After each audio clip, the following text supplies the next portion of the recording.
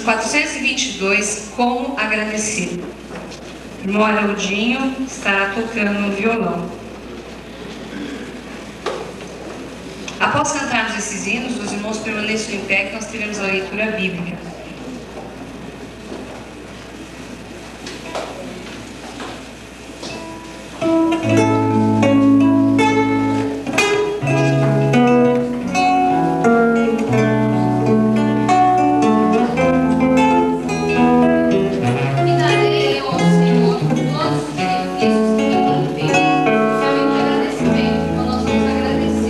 Agradecemos o seu coração para confessar que hoje nos colocou ao Senhor.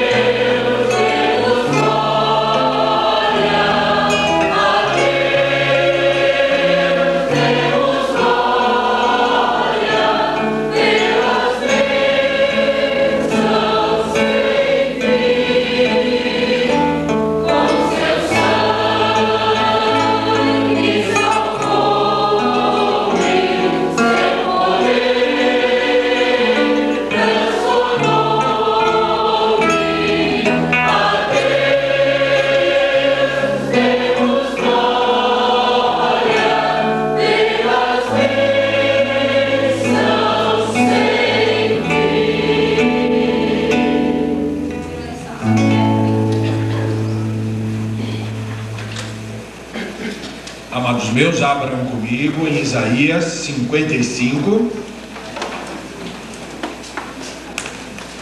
Iremos ler o capítulo todo, são 13 versos, responsivamente. Todo o povo é convidado a procurar a salvação. Todo o povo é convidado a procurar a salvação. Então isso inclui a você e a mim. A congregação lerá os versos pares, ok?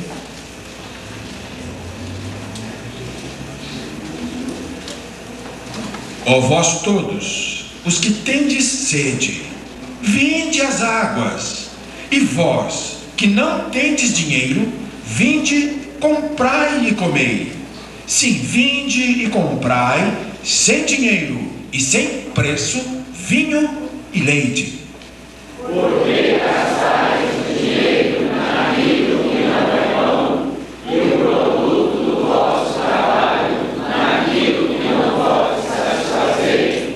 Ouvi-me atentamente e comei o que é bom, e a vossa alma se deleite com a gordura. Inclinai os ouvidos e vinde a mim. Ouvi, e a vossa alma viverá. Porque convosco farei um concerto perpétuo, dando-vos as firmes bênçãos prometidas a Davi.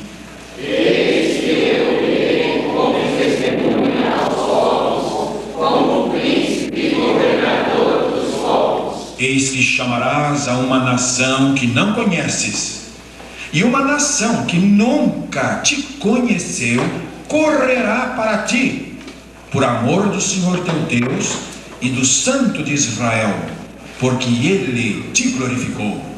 Buscai ao Senhor enquanto se pode achar, invocai-o enquanto está perto. Deixe o ímpio o seu caminho, e o homem maligno os seus pensamentos, e se converta ao Senhor, que se compadecerá dele.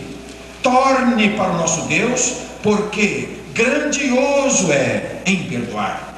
Porque os meus pensamentos não são os vossos pensamentos, nem os vossos caminhos, os meus caminhos, diz o Senhor. Porque assim como os céus são mais altos do que a terra, assim são os meus caminhos mais altos do que os vossos caminhos, e os meus pensamentos mais altos do que os vossos pensamentos.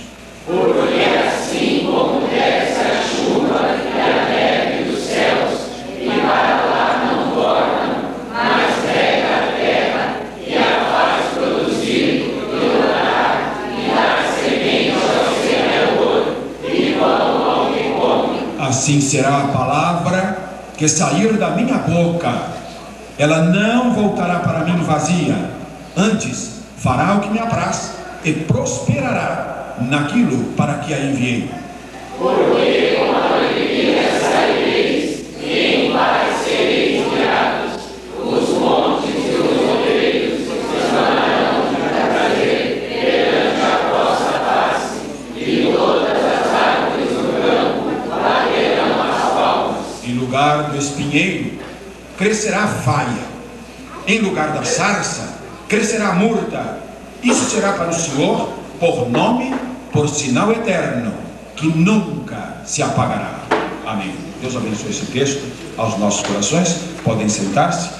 Nós teremos agora o coro louvando a Deus com os seus hinos, e as crianças de 3 a 5 anos. Quem estiver aí, alguma criança de 3 a 8 anos, digo, ao culto infantil aqui ao lado.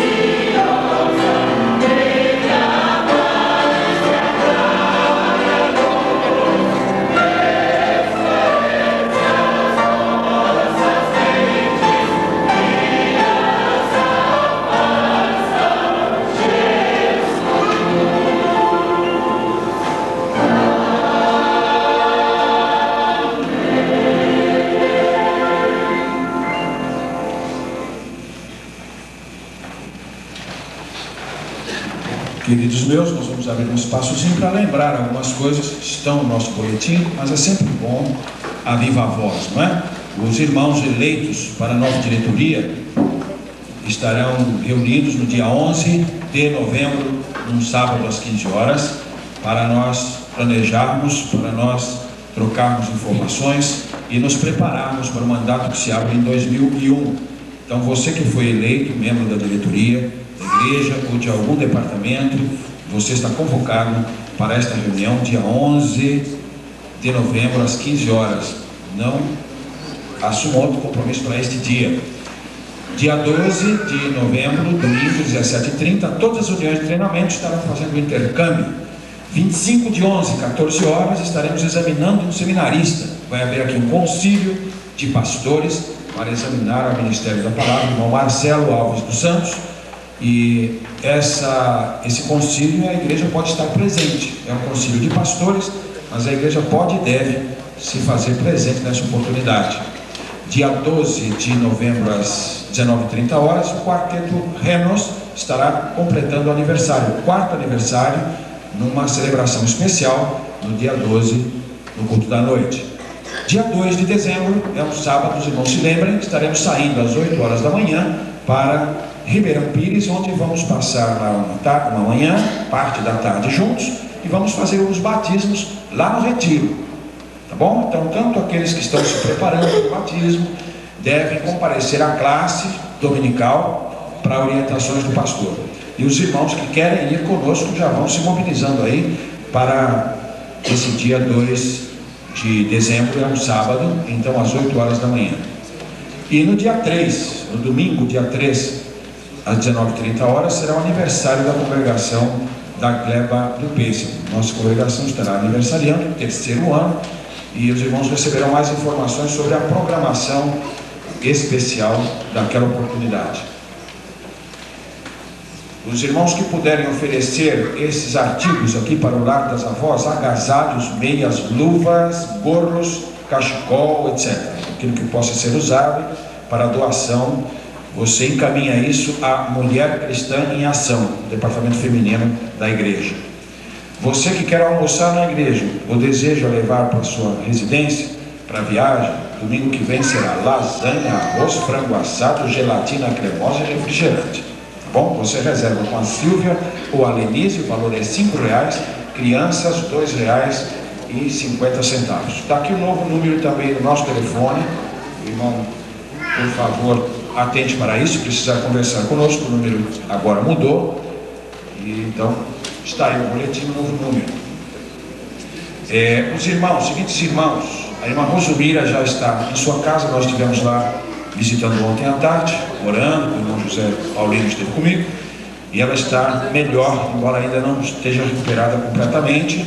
A irmã Jaci, estivemos visitando também ontem à tarde, ela está, graças a Deus, nós vimos que o estado dela está bem melhor, bem mais disposta, ficamos muito felizes por conversar com ela, está com muito bom ânimo. A irmã Jaci, o caso dela é um caso efetivamente muito grave, mas nos conforta muito como o Senhor está amparando o ânimo daquela irmã. A gente vai lá e sai realmente confortado.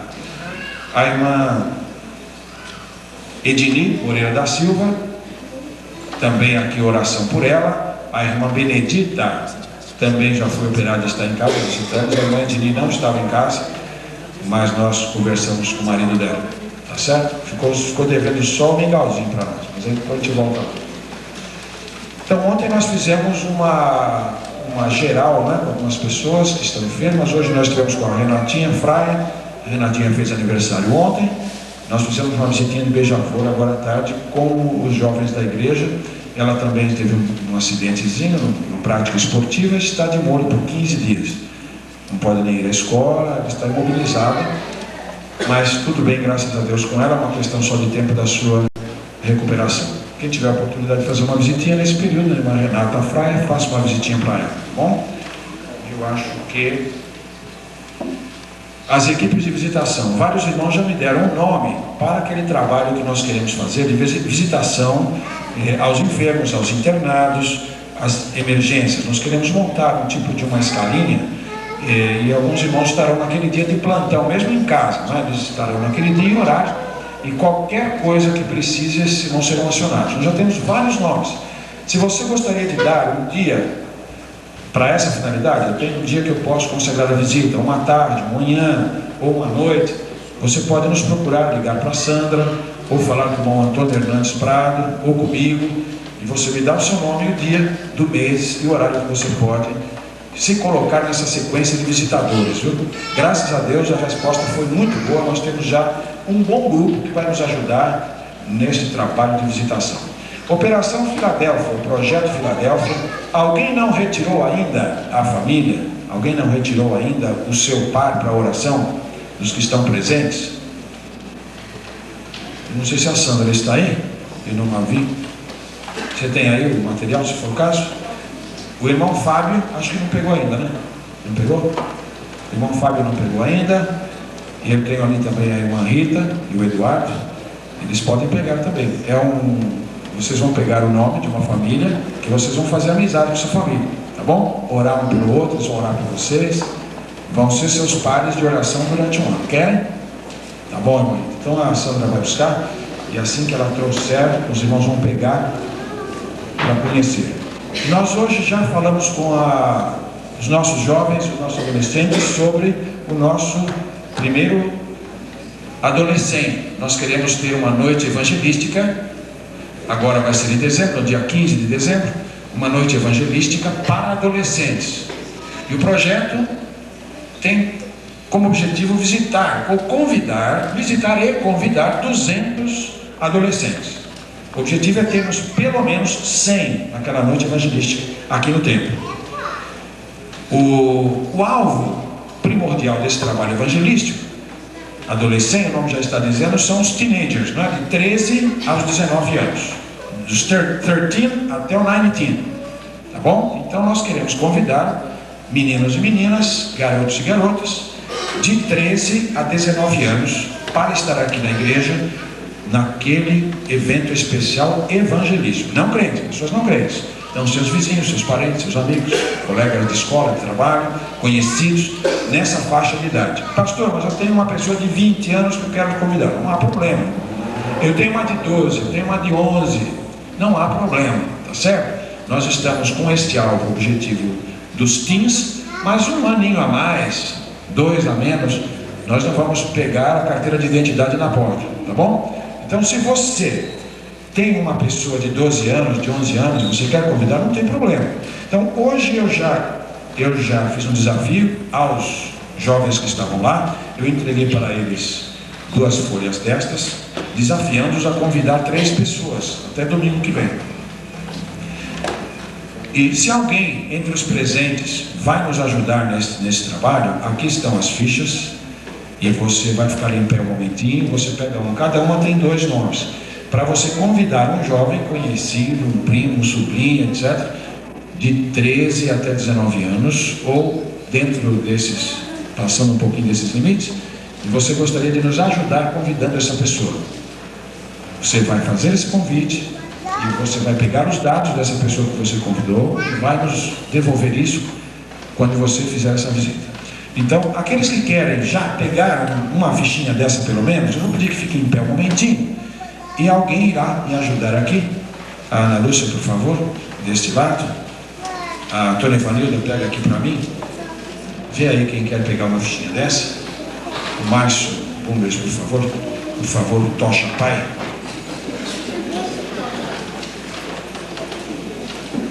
Me ajude aqui.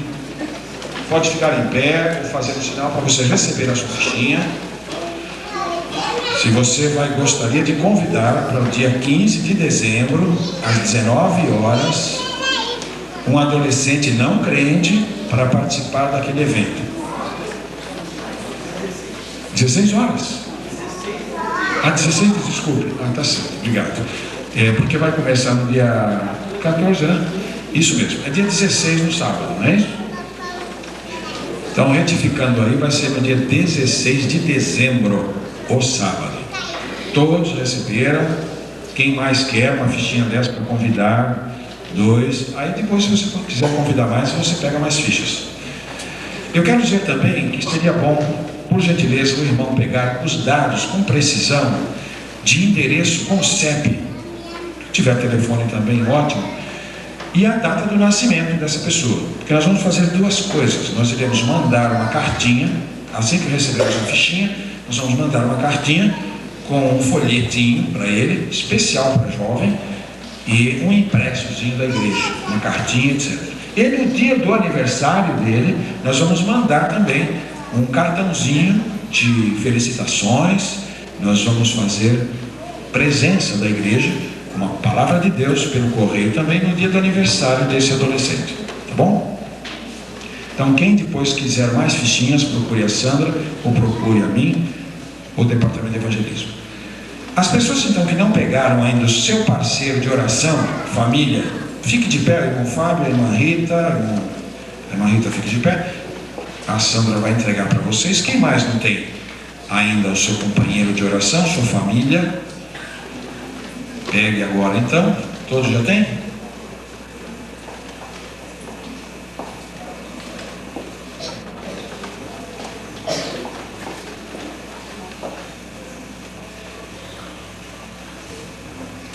A programação de Natal já está em aberto, as atividades especiais de planejamento e a mobilização já para toda a programação natalina. Então, se alguém tem interesse, diretor de conjunto, alguma pessoa individualmente que gostaria de participar nessas promoções de Natal, toda essa programação especial em alguma área, você, por gentileza, queira se apresentar a Silvia Mara, a Léa Freire ou a Sandra Diniz, tá bom? Eu gostaria de trabalhar nesse Natal e fazer alguma coisa para a programação da minha igreja, na parte decorativa, na parte das peças, na parte da música, qualquer coisa que você gostaria de estar engajado nessa programação, você procure a Silvia Mara, a Léa e a Sandra, tá bom? A irmã Edni já marcou a internação para o dia 19, não é, irmã Edni? E a cirurgia para o dia 20 de novembro, o que é uma grande vitória, graças a Deus. Então já está encaminhado o tratamento da irmã Edni e evidentemente ela continua dependendo das nossas orações e contando com a nossa intercessão para que tudo corra bem e já no Natal ela esteja aí inteira para nos ajudar, para continuar o nosso trabalho, cooperar conosco. A igreja está junto à irmã, está acompanhando em oração, tem todo o apoio da sua igreja, Madrinha. Eu não sei se há mais alguma coisa neste momento para relembrar. Se houver, o interessado tem a palavra. Está tudo certo? Então vamos prosseguir agora, chamando os diáconos a que tomem lugar à frente, e nós iremos promover a entrega solene dos dízimos, a entrega das ofertas especiais ao Senhor nosso Deus. Nós temos em andamento a campanha da compra do novo terreno. A campanha está em pleno andamento. Então, os irmãos que desejarem uma oferta especial, nós vamos ter aqui um recipiente à parte para que os irmãos encaminhem as suas ofertas. Estamos nos preparando para o momento de adquirirmos a nova área. São mais 1.600 metros, que é um desafio efetivamente para a igreja, esse imóvel, e fundamental para o projeto que nós temos de preparação desta igreja para o seu avanço. Iniciar um novo projeto, a construção do novo templo, mais espaço. Nós queremos realmente levar avante a obra do Senhor. Então dependemos da liberalidade dos irmãos, do entusiasmo, do apoio dos irmãos nas orações, no ânimo. Nós precisamos do seu incentivo e também da sua colaboração material. Vamos fazer isso agora.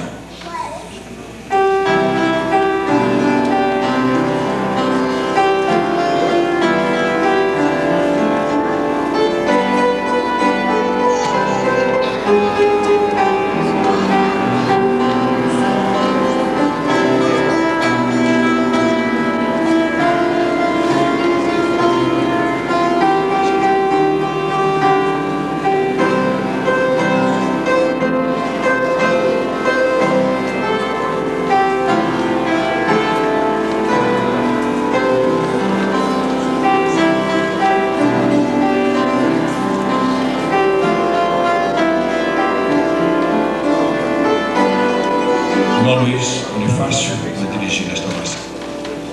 Amado Deus e Pai, nós agradecemos ao Senhor por mais um dia na tua presença, Pai Santo. Te agradeço, Senhor, por esse momento de estar aqui na tua casa, Pai, ouvindo a tua palavra. Ensina-nos, ó Pai, a fazer sempre a tua vontade, Senhor, estar sempre disposto, ó Pai Santo, a louvar e bendizer o teu santo e bendito nome, Senhor.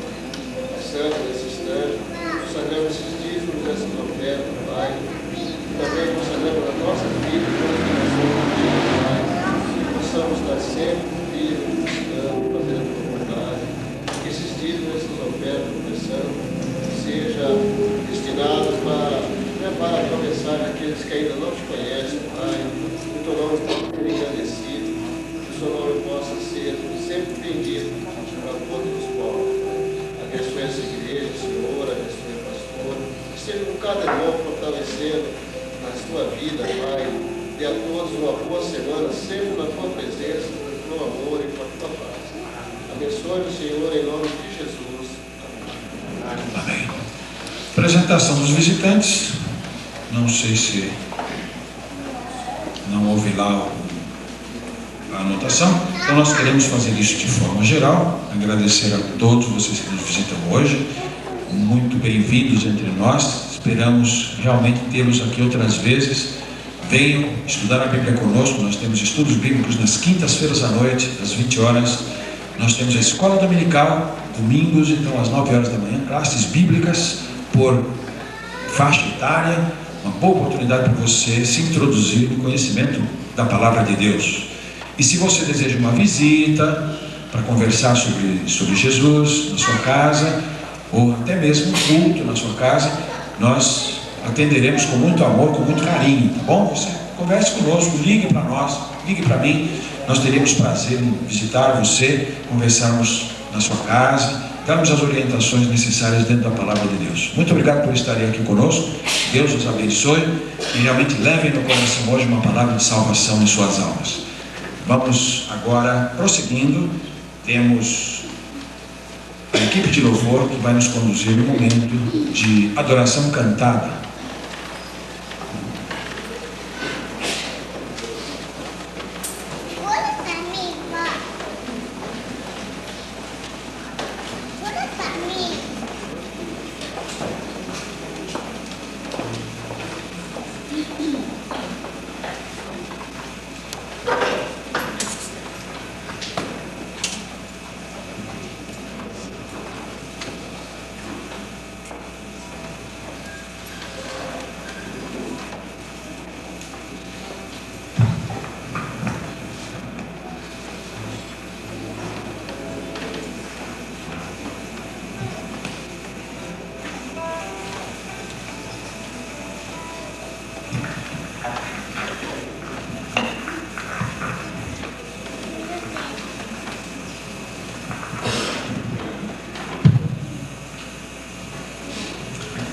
Boa noite.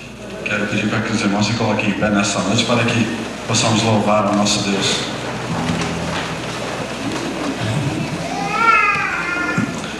E o primeiro que vamos cantar nessa noite é Para Viver Sorrindo. Ter um rosto alegre é preciso andar com Jesus.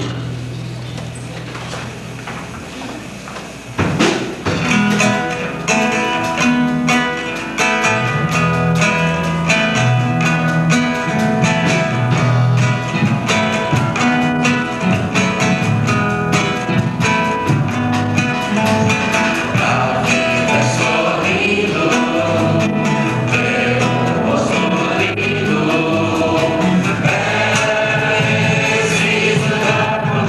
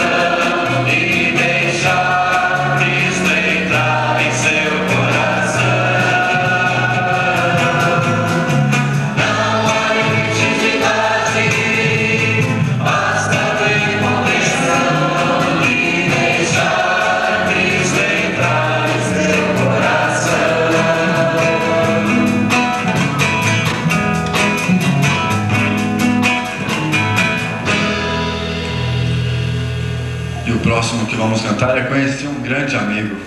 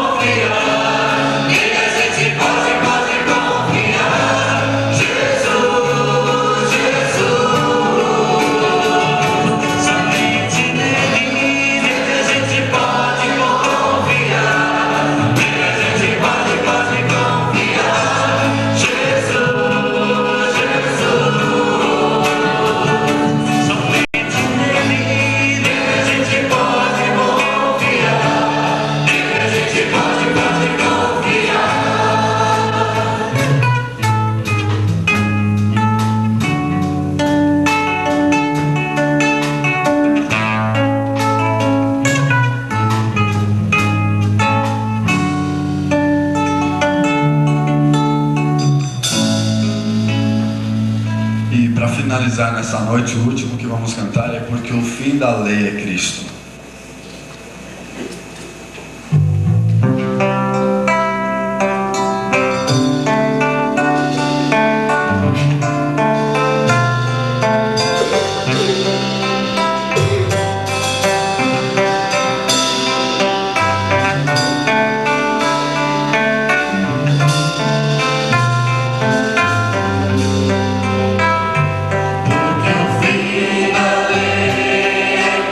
Cristo.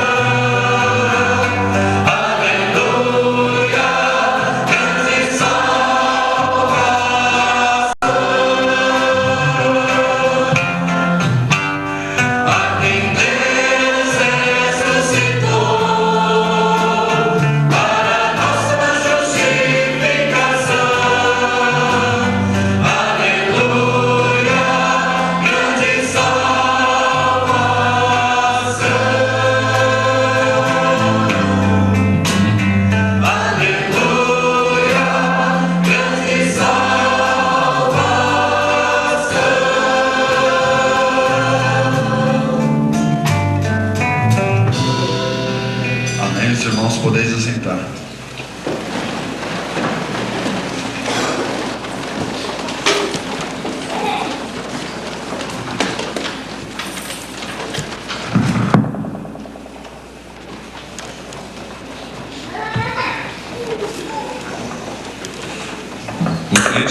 O texto da palavra de Deus que leremos nesta noite nos vem do profeta Amós. Gostaria que vocês abrissem no capítulo 4, profeta Amós.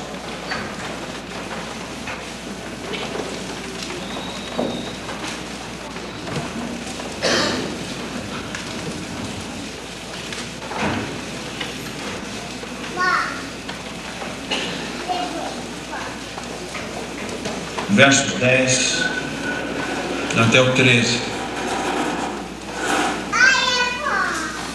Amós capítulo 4, versos 10 até o 13.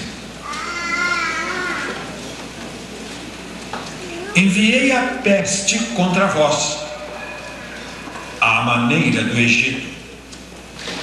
A vossos jovens matei à espada, os vossos cavalos deixei levar presos, o fedor dos vossos exércitos fiz subir ao vosso nariz.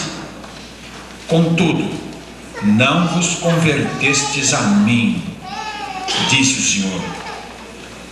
Subverti alguns dentre vós, como Deus subverteu a Sodoma e Gomorra, e vós fostes como um tição arrebatado do incêndio. Contudo, não vos convertestes a mim, disse o Senhor. Portanto, assim te farei, ó Israel, e porque isso te farei, prepara-te, ó Israel, para te encontrares com o teu Deus, porque é Ele o que forma os montes, e cria o vento, e declara ao homem qual é o seu pensamento, o que faz da manhã trevas e pisa os altos da terra. O Senhor, o Deus dos exércitos, é o seu nome.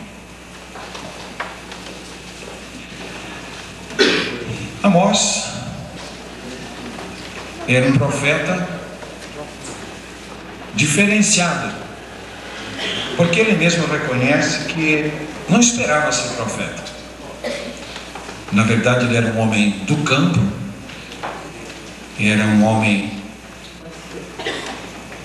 que cuidava da agricultura, é um homem que cuidava do gado, certamente um trabalhador numa fazenda. Mas Deus procura os seus mensageiros onde quer que eles estejam. Deus usa as pessoas. Deus usa as pessoas que estão disponíveis.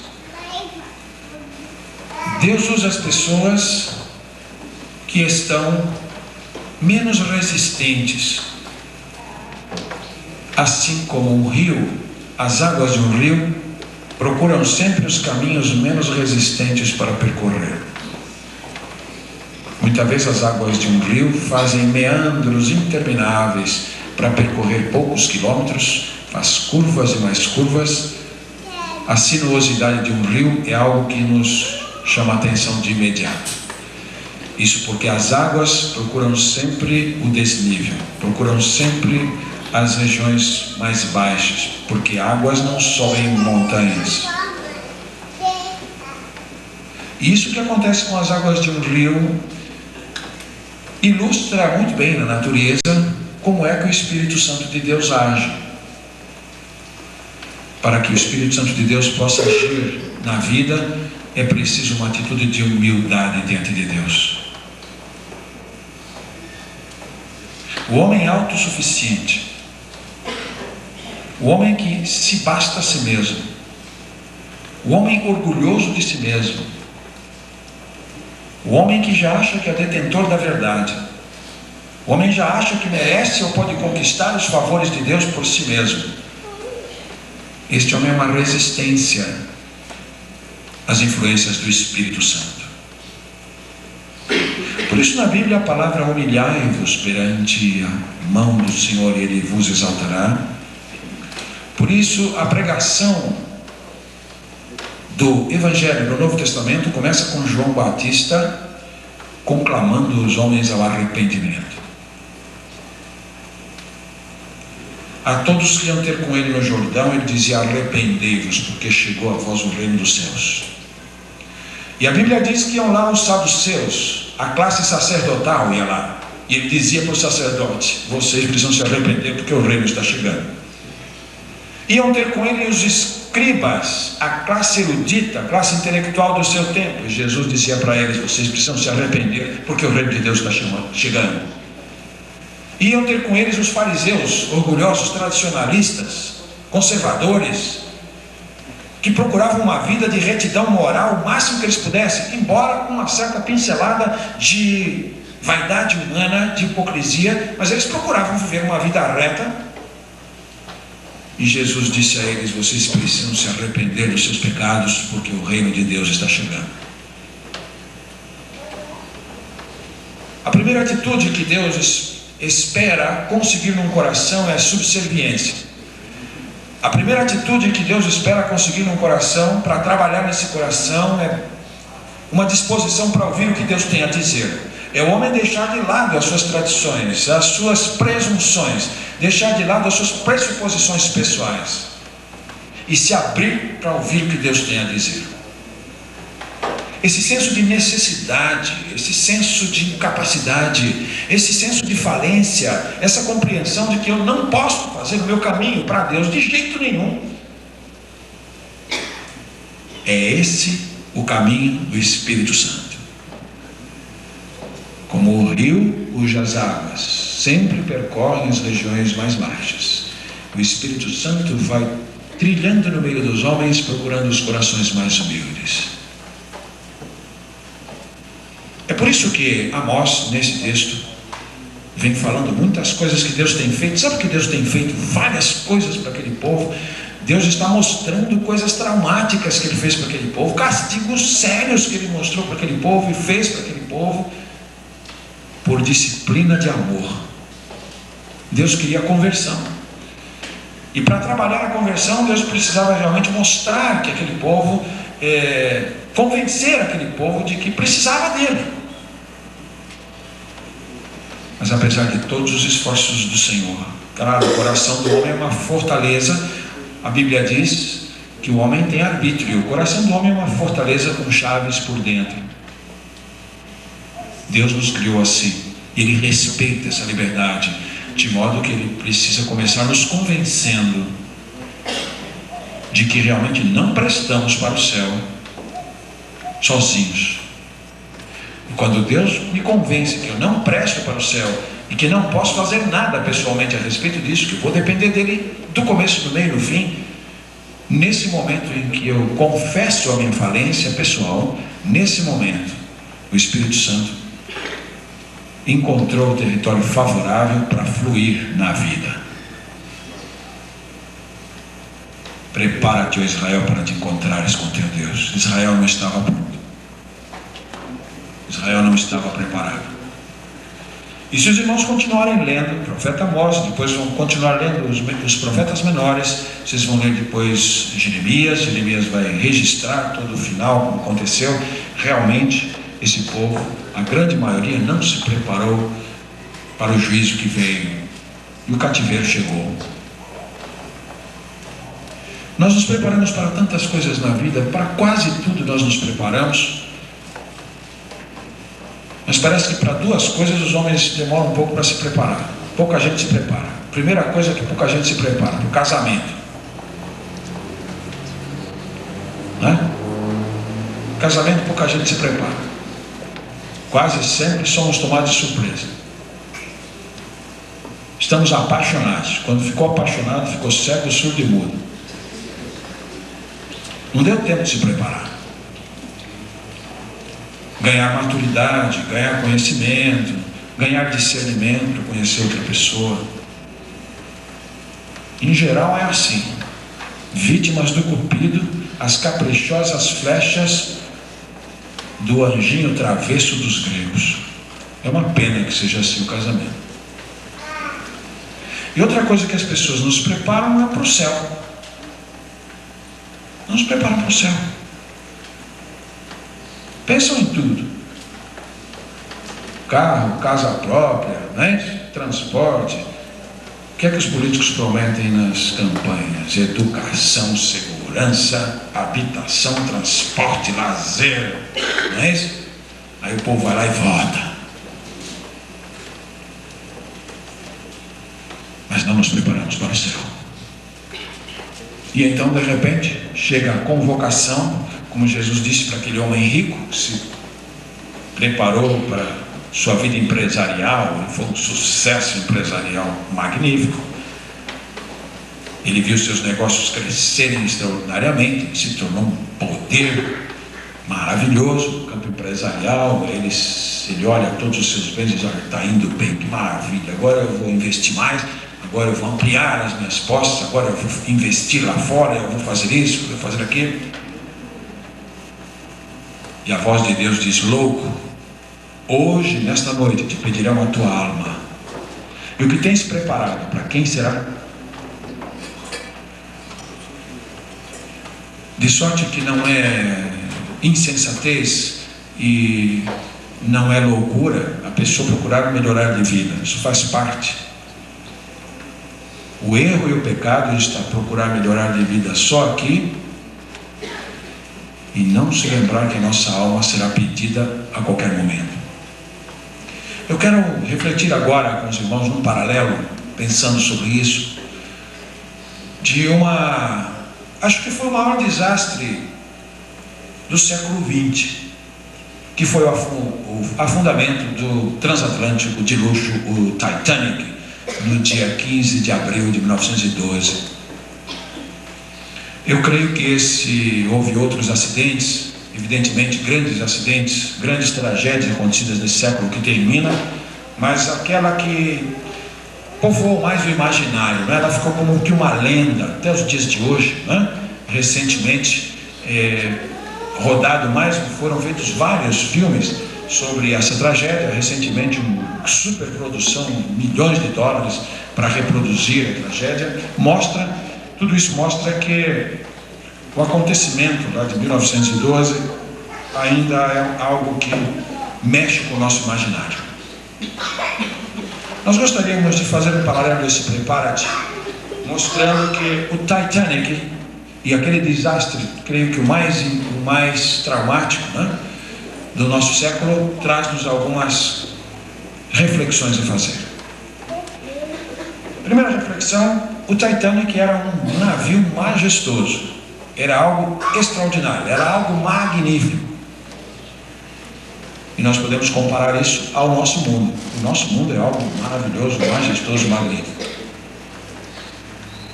Em segundo lugar, a segunda reflexão é que muitos pensaram, praticamente acho que todas as pessoas imaginaram que ele fosse indestrutível, que ele fosse inafundável. O comandante do Titanic, o comandante Smith, numa entrevista pouco antes da viagem inaugural, disse que esse barco é tão seguro que nem Deus mesmo o afunda. A terceira coisa que podemos ver e refletir é que o Titanic desamparou seus passageiros. Isso vai ser verdade também. Isso vai ser verdade também em relação ao nosso mundo. Quem confia só nas coisas deste mundo, e está só preparado para este mundo, vai perceber que cedo ou tarde o mundo vai decepcionar, vai abandonar. E a quarta coisa é que muito poucos escaparam do desastre. Infelizmente parece que muitos poucos escaparão das penas eternas. Parece que muito poucos escaparão do juízo que há de sobreviver sobre o mundo. Então eu gostaria de refletir um pouquinho, algumas observações, algumas informações sobre esse barco. O começo do século XX foi um fantástico progresso na área científico-tecnológica. Até pouco antes da Revolução Industrial, as coisas que o homem fazia dependiam mais do esforço físico do homem, do esforço animal, a força do animal, ou então usavam os ventos, ou usavam as quedas d'água para mover as rodas d'água. A vida era mais calma, as coisas caminhavam mais lentamente. Mas depois da Revolução Industrial, quando a máquina a vapor foi criada, foi inventada a máquina a vapor, então já começou um novo momento. Nós diríamos que a criação da máquina a vapor introduz nas mãos do homem uma ferramenta, um instrumento extraordinário que em todas as gerações passadas ninguém jamais imaginava. Paralelamente com a máquina a vapor, aparece também a eletricidade como uso para os empreendimentos humanos. Então, a descoberta e a preparação de energia elétrica vai imprimir, inclusive, um novo ritmo para o avanço da humanidade, o avanço da civilização, especialmente na área tecnológica, e isso vai numa progressão geométrica. As coisas antes eram mais manuais, eram mais artesanais, e de repente o tear mecânico é também inventado, e a partir dali quase que o estilo industrial, não é? Um arremedo, um incipiente estilo industrial começa no mundo. Já as pessoas não fabricavam as coisas em suas próprias casas, já alguns empreendimentos, algumas fábricas, então colocando mulheres, até crianças para trabalhar quase de graça, vai mostrando que agora a produção pode ser mais rápida e os homens podem ter mais lucros em menos tempo. Isso foi uma euforia muito grande. Inclusive algumas correntes de pensamento diziam: olha, o que vai emancipar realmente a humanidade agora é a tecnologia. Agora sim o homem vai dominar o planeta. Agora sim, nesse desenvolvimento científico-tecnológico, realmente a humanidade vai ter uma idade de ouro na Terra. Agora sim o homem vai ser feliz. Alguns disseram: olha, nós estamos chegando agora num momento de domínio tal da natureza, nós estamos descobrindo de tal maneira as leis naturais que nós não precisamos mais de Deus. Nós não precisamos mais recorrer a explicações espirituais para a realidade. Nós estamos agora descobrindo como as coisas funcionam. E ao descobrir como as coisas funcionam, nós podemos controlar a nossa vida. E controlando a nossa vida, podemos controlar o nosso destino. E controlando o nosso destino, nós poderemos ser felizes. De sorte que na virada daquele século, do 18, do 19 para o 20, o mundo estava realmente nesta tremenda euforia, estava embriagado pelas descobertas científicas. O positivismo estava no seu auge, no seu apogeu, dizendo que o homem viveu 3 eras na vida. Primeiro ele viveu uma era religiosa, tudo era explicado pela religião. Depois o homem entrou numa era filosófica, ele parte agora buscar a verdade em outro campo, na razão. E então iria chegar um terceiro momento em que o homem iria, pela ciência, dominar tudo. Ele não precisaria mais de explicações fora do mundo positivo, da experiência imediata. Isso então, o que foi acontecendo? Que ali por 1905, 1907, 2 empresas de navegação inglesas, a Cunard e a White Star, eram as 2 principais empresas de navegação da Inglaterra. Evidentemente, os ingleses sempre tiveram uma grande vanguarda na área de navegação. Sempre tiveram uma marinha poderosa. Né? Os ingleses sempre foram de vanguarda no domínio dos mares. Então, o grande império britânico, né, estende o seu poder, o seu monopólio, o seu domínio pelas ilhas, para os outros continentes, e faz realmente um império colonialista imenso. Isso vai redundar na Primeira Guerra Mundial, depois na Segunda, por disputas de poder.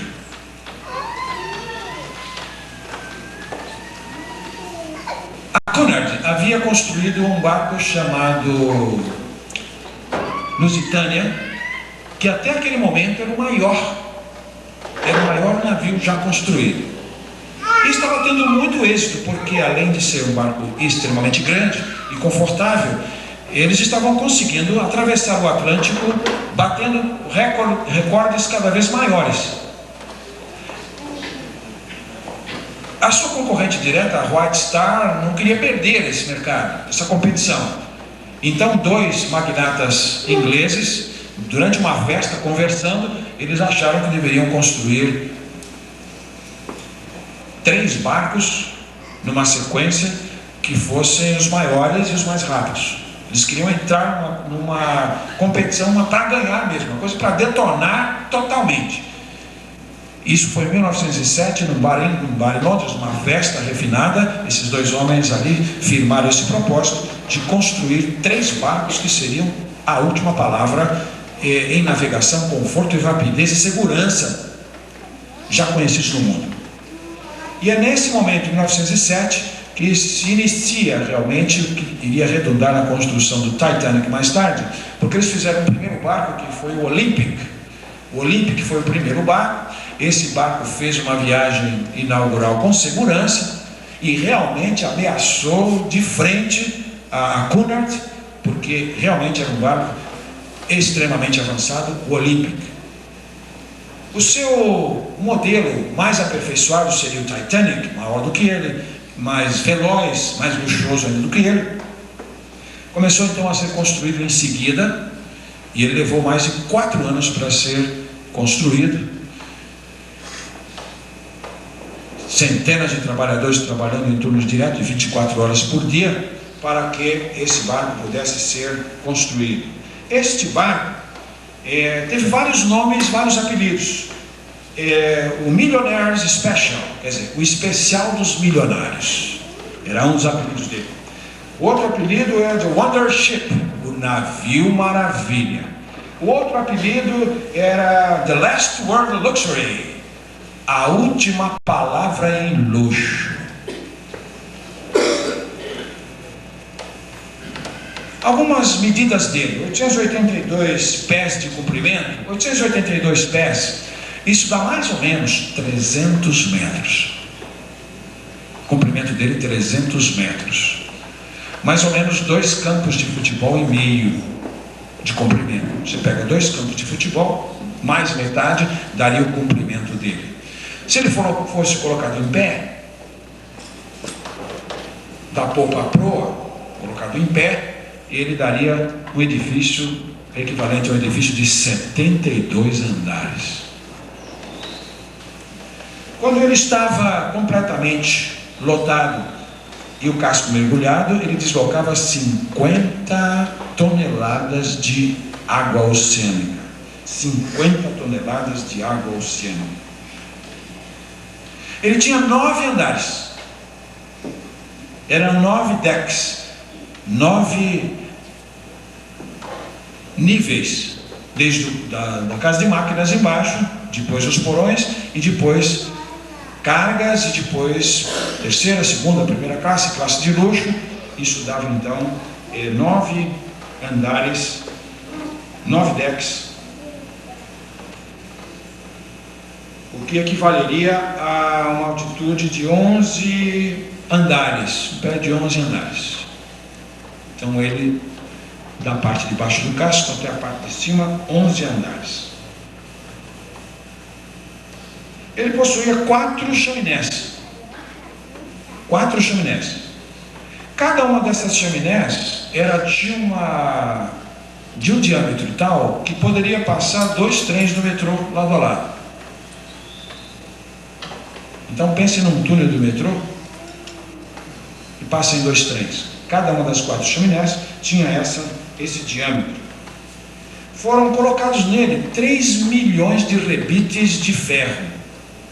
3 milhões de rebites de ferro para juntar as placas umas nas outras. Só a âncora da popa pesava 15 toneladas. 15 toneladas. Para colocar essa âncora no lugar, nas docas, eles precisaram de 20 cavalos. Então precisaram de 10 pares de cavalos puxando as cordas para levar a âncora até o seu lugar. Ele era tão grande que precisaram fazer docas especiais. Nenhuma doca existente naquele tempo podia conter esse barco, porque não cabia o seu calado. Então foram feitas docas especiais, tanto na Inglaterra, tanto em Londres, como em Nova York, que seria o ponto onde ele faria as suas escalas. Na viagem inaugural, ele carregava comida suficiente para alimentar uma cidade pequena, por um mês. Comida suficiente para alimentar uma cidade por um mês. Ele levava 40 toneladas de batatinha. E não existia o McDonald's ainda, hein? Ele levava 60 toneladas de carne fresca. A carne fresca, mais peixe e mais os frios, dava 60 toneladas. Ele levava 40 mil ovos. Ele levava 7 mil pés de alface. Ele levava 100 mil unidades de frutas frescas, incluindo ainda aí 1000 libras de uvas. Eu não sei quanto é a libra, não fiz essa transição, mas levava 1000 libras de uvas. Levava 3.000 libras de café e chá e quase 1 tonelada de sorvetes. Sorvete para ninguém botar defeito. Havia 15 mil garrafas de refrigerantes em geral, havia 1000 garrafas de vinhos finos e havia 8.000 charutos. Ele custou naquela época o equivalente, eram 7,5 milhões de dólares na época, hoje o equivalente a quase $500 bilhão a preços de hoje. Preço total dele, quase $500 bilhão. Uma passagem na classe especial custava $100 mil nas cabines de luxo. Só $100 mil. Baratinho. Para alguns magnatas aquilo era baratinho. Uma classe normal, média, seria $1.700, $1.800 mais ou menos.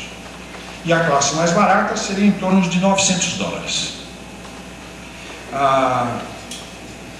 Um trabalhador médio, aqueles trabalhadores mesmo que trabalharam lá para construir, precisaria trabalhar, para ir na classe baixa, comprar lá na última classe, ele precisaria trabalhar 4 meses para comprar uma passagem, o salário total de 4 meses para comprar uma passagem na última classe.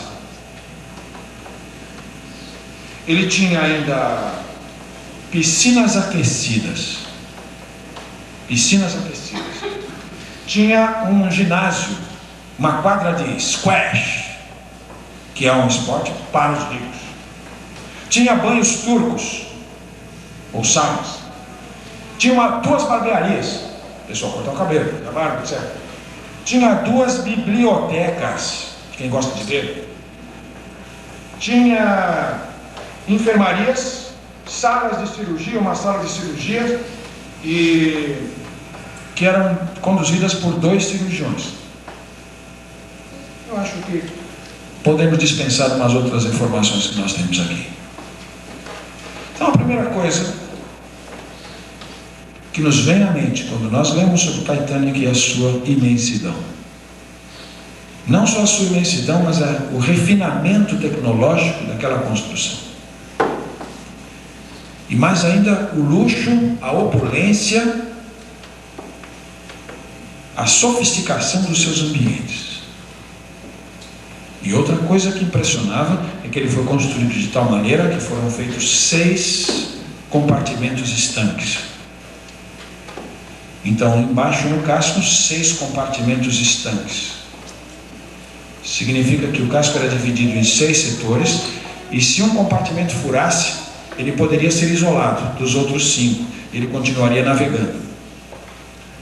Se 2 compartimentos estanques fossem, na eventualidade de serem inundados, ele continuaria com os 4. Se 3 compartimentos estanques fossem inundados, nessa eventualidade praticamente inexistente, continuaria navegando.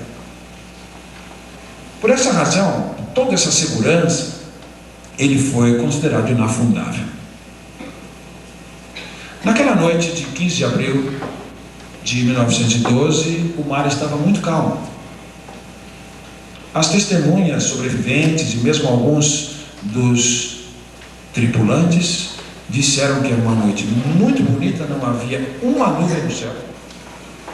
Uma noite lindíssima, um céu estrelado, transparente, não havia lua, mas também não havia vento. Diz que o mar estava tremendamente calmo, como um espelho, uma coisa maravilhosa. Uma noite espetacular, estava um baile maravilhoso lá em cima, tinha uma orquestra completa, tocando, e o povo lá em cima, no salão de festas, celebrando, era um domingo. Na vigia lá em cima, 2 homens que ficavam no mastro maior, para ter uma visão mais adiante à frente, e eles ficavam perscrutando o horizonte, qualquer perigo, comunicava isso por telefone a ponte de comando lá embaixo. O testemunho de um tripulante diz o seguinte, que o mar, quando está calmo, o mar do norte, o oceano, o Atlântico Norte, quando está calmo, ele é mais perigoso. Porque quando o mar está encapelado, quando o mar está agitado, se aparece algum iceberg, alguma montanha de gelo, o que acontece? Esse mar bate contra essa montanha de gelo, aquilo faz muita espuma, então você vê de longe realmente que ali há um obstáculo, por causa do embate das ondas contra essa montanha de gelo. Mas quando o mar está calmo, evidentemente você não tem essa possibilidade, porque a água está mansa, aquela montanha de gelo é quase invisível, é transparente, é muito difícil de avistar, então o perigo evidentemente aumenta, porque ele não pode ser avistado muito à distância. A meio caminho da viagem, ele estava querendo bater todos os recordes de travessia naquela oportunidade. Então o comandante manda acelerar ao máximo as máquinas e já avisa a Nova York, por telégrafo, que eles iriam chegar não sei quantas horas antes, para que a imprensa se preparasse. Eles queriam realmente fazer a mídia em cima daquilo. Então eles já mandavam a mensagem dizendo da antecipação da hora, e muitos dos que estavam lá mandavam os telegramas também para os seus parentes, que iam esperar, mandavam, e ficou um monte assim de telegrama para mandar para Nova York. E aí então veio o primeiro aviso. Alguns barcos o California, por exemplo, que estava na região, manda várias mensagens de iceberg na região. E o telegrafista bloqueia com ele. Para de me perturbar que eu estou com muita coisa aqui para mandar. Mensagem de recadinho, beijo para você, abraço para não sei quem, aquelas mensagens. Ele mandou o outro, para com esse aviso aí que isso aí está perturbando. A toda velocidade. Numa noite lindíssima. Muito frio lá fora, mas lá dentro festa, música, orquestra, bebida, cigarro, danças, mulheres muito bem vestidas, perfumes, joias. O barco vai em linha reta. Quando o homem da vigia avista o iceberg, ele dá o primeiro sinal. Mas a tripulação de comando está tão confiante que ele não dá atenção ao primeiro sinal. Fazendo lá outra coisa. O sinal da vigia é sempre prioridade. Eles dão o segundo sinal de que viram alguma coisa à frente. Esse segundo sinal não é atendido ainda pela tripulação. Eles dão o terceiro sinal. Só ao terceiro sinal o capitão vai lá e atende, e ele ouve iceberg na proa. E evidentemente ele toma as ações de emergência cabíveis, manda reverter as máquinas e manda alterar o rumo imediatamente. As máquinas são revertidas, o rumo começa a ser alterado, mas isso leva um tempo, tem uma estática aí presente, leva um tempo. Então é evitado o choque frontal, mas há um abalroamento. Na verdade ele não bateu de frente, ele abalroou a grande montanha de gelo. Alguns experts dizem que se batesse de frente não teria acontecido nada, a estrutura era tão forte e a maneira de bater de frente, talvez o povo alguém até caísse alguma coisa, mas não aconteceria nada. Mas porque bateu de lado, então esse foi o grande problema, porque abaixo da linha d'água, uma ponta de gelo veio rasgando, como quem abre uma lata, veio rasgando os compartimentos e rasgou 5 compartimentos dele. Até hoje, os investigadores não sabem explicar como isso foi possível e por que essa extensão do desastre. Mas o fato é que uma imediata inspeção, inclusive o projetista estava a bordo, morreu no desastre. O projetista estava a bordo, ele fez o levantamento e disse: nós temos no máximo 2 horas para afundar. E quando isso aconteceu, o comandante mandou pedir socorro. Então agora eles pedem realmente socorro, SOS, mas não há nenhum navio próximo no momento. Ninguém deu crédito quando mandaram se preparar para abandonar o barco, colocar os coletes. Tinha gente nas suítes, tinha gente dormindo, tinha gente bebendo, tinha gente dançando. Ninguém acreditou na emergência, foi uma coisa tremenda de uma confusão. E finalmente, depois de 2 horas agonizando e fazendo águas, ele se partiu em 2. A parte da frente afundou primeiro, minutos depois a parte traseira afundou também, levando consigo mais de 1.500 pessoas para o fundo do mar, a 4.000 metros de profundidade, no fundo do Pacífico, do Atlântico, nas águas geladas, vários graus abaixo de zero. Mesmo que a pessoa soubesse nadar, não poderia ficar nadando muito tempo, uma temperatura abaixo de zero, congelam-se os membros, e escaparam apenas pouco mais de 500 pessoas. Digo mais, 700 pessoas. Não havia bote salva-vidas para todos. Isso traumatizou o mundo. Eu tenho em minha biblioteca um facsímile do jornal inglês, o primeiro a publicar o desastre, e aquilo ocupou as primeiras páginas do jornal do mundo inteiro. Ninguém acreditou nisso. O comandante preferiu morrer junto.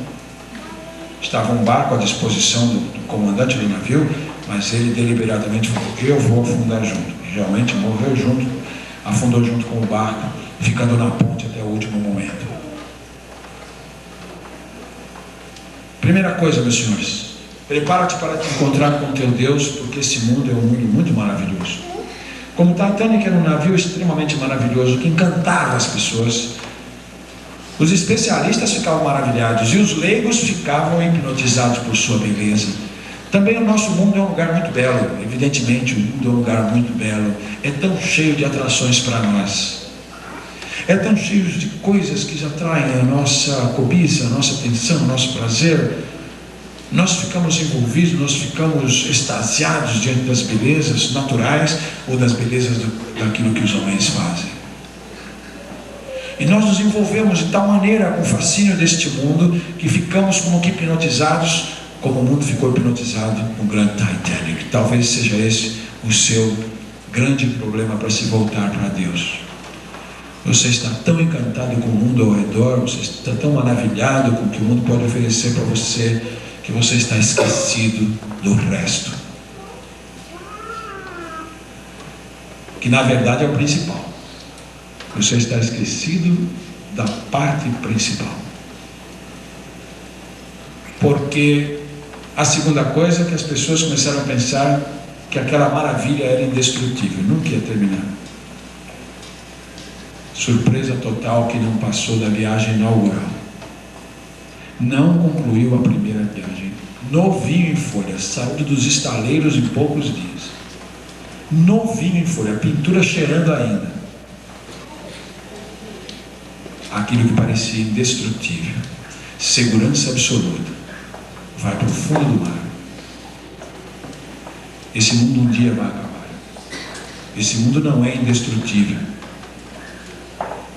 Algumas pessoas, filósofos e cientistas na passagem do século XIX para o XX, estavam dizendo que a matéria é indestrutível. E então ridicularizavam a Bíblia quando diz que os céus, ardendo com estrondo, passarão. Os elementos ardendo se desfarão, na carta de Pedro. Eles diziam: olha, isso aí não é verdade, porque a matéria é indestrutível. Então ridicularizavam a Bíblia, dizendo que a Bíblia contradizia a ciência.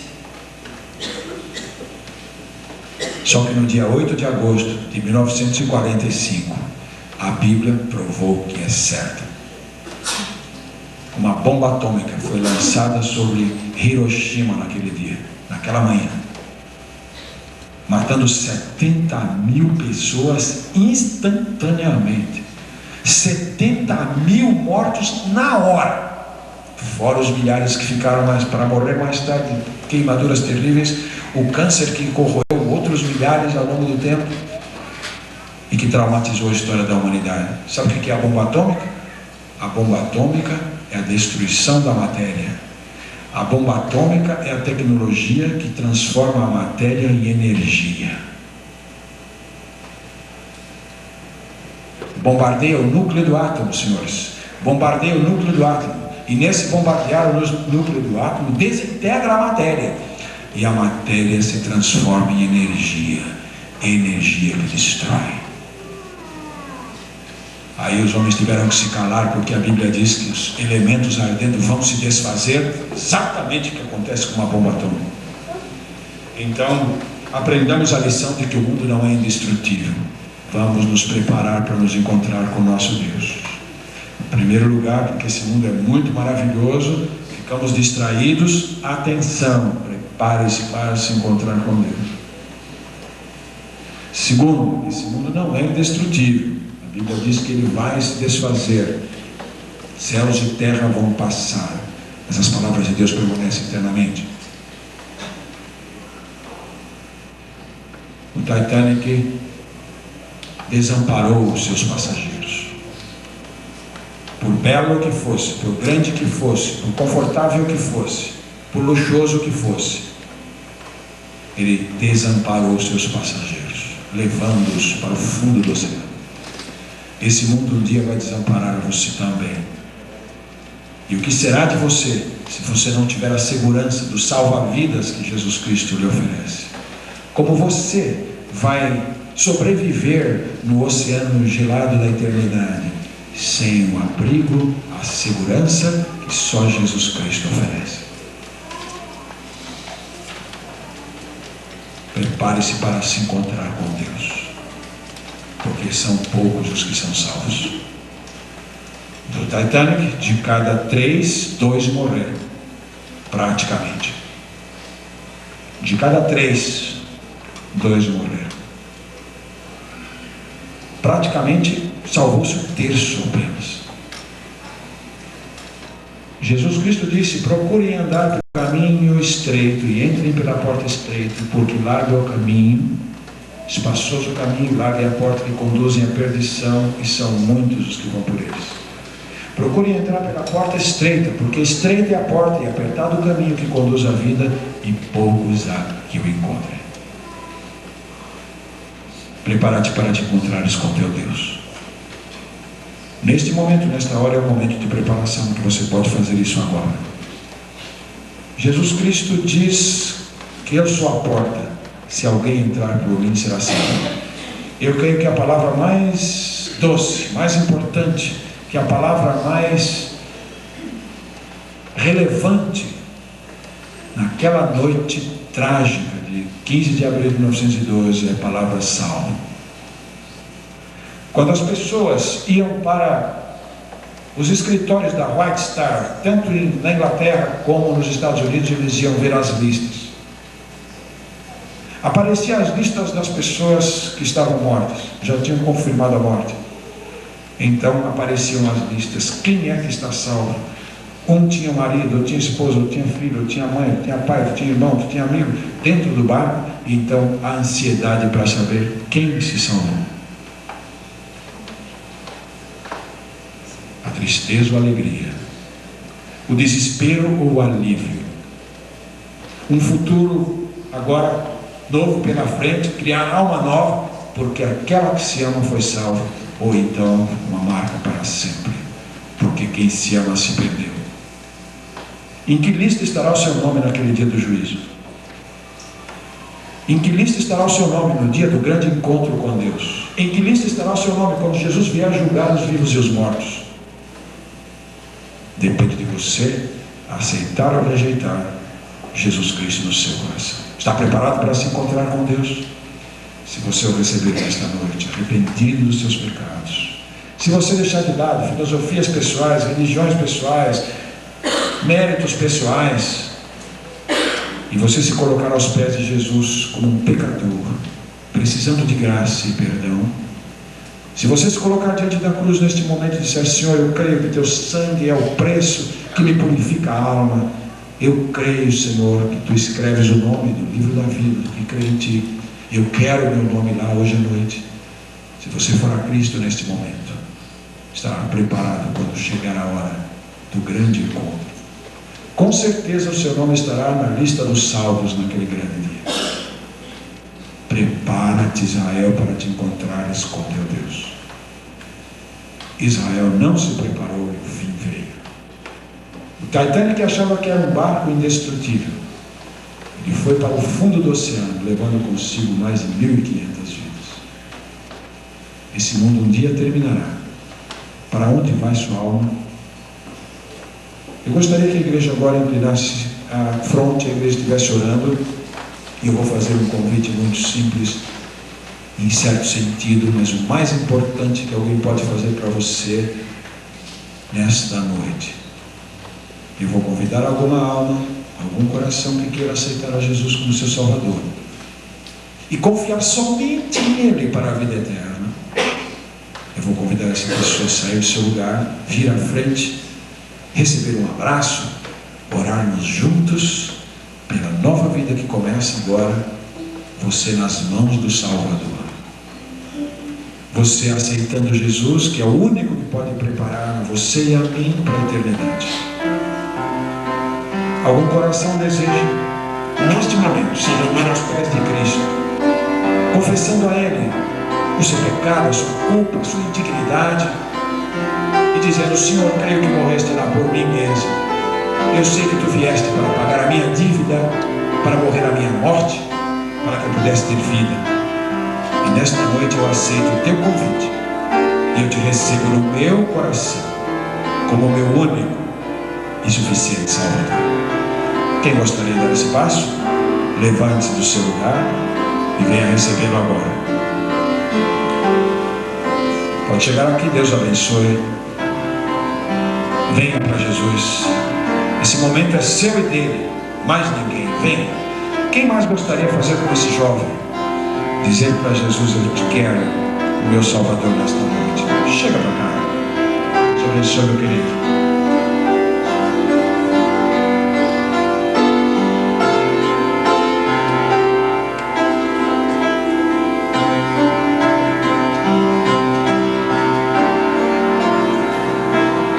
Quem mais gostaria de dar esse passo nesta noite e receber a Jesus Cristo no seu coração? A sua religião não pode salvar você, como nenhuma religião pode. O batismo não salva ninguém, mas Jesus faz isso. A preparação única é esta: o sim para Jesus. E esse sim só você pode dar. Sua mulher não pode fazer por você, seu marido, seu pai, sua mãe. É um sim que só você pode dar. Quer receber a Jesus no seu coração agora? Vem, ainda dá tempo de você aproveitar a oportunidade desta noite e recebê-lo no coração. Mais alguém? Levante-se e venha agora. A porta está aberta. O Espírito Santo está neste momento trabalhando nesta convocação, nesta chamada para a salvação. Jesus está com a pena na mão para escrever o seu nome agora no livro da vida, se você desejar que Ele o faça. Você quer que Ele escreva o seu nome nesta noite? Então venha e o receba.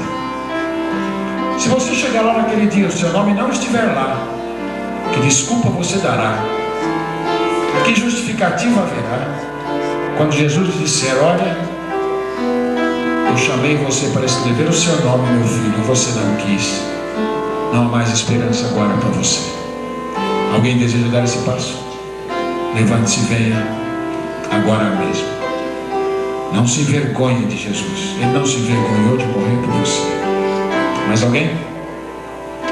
Vamos orar então. Pai querido e nosso amado Salvador, nós ouvimos nesta noite a Tua palavra dizendo: prepara-te para te encontrares com Deus.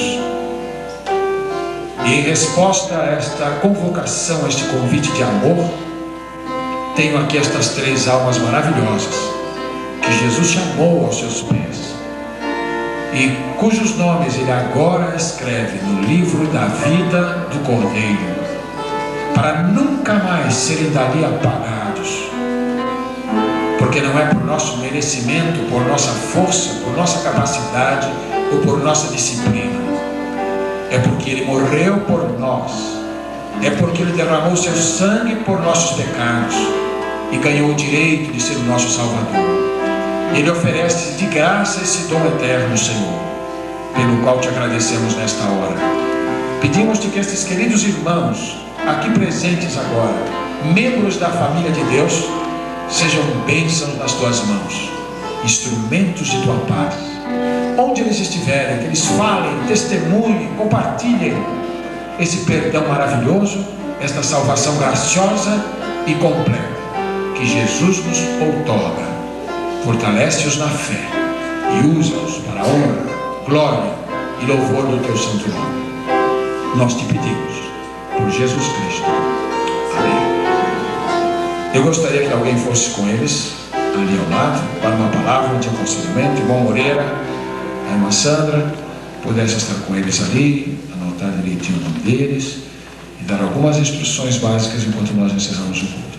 Vocês acompanhem ali a Sandra e acompanhem o Moreira. Chegue aqui, por favor. Deus abençoe. Chega com eles ali. O coro da igreja tem uma apresentação agora. Nós iremos dar oportunidade e vamos nos confortar com a mensagem cantada.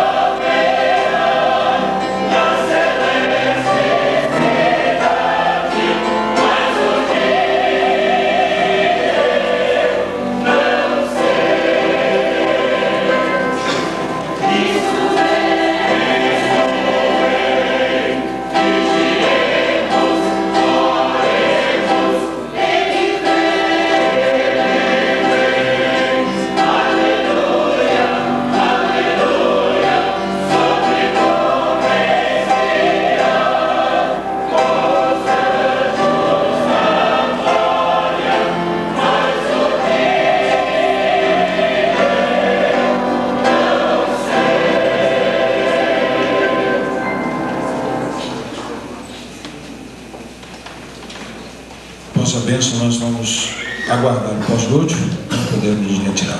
Oremos. E agora, Senhor nosso Deus, que a graça salvadora de Jesus Cristo, teu Filho amado, que o amor insondável de Deus, o nosso Pai, e as consolações do Espírito Santo estejam com teu povo reunido neste lugar, assim como em toda a face da terra, desde agora e para sempre.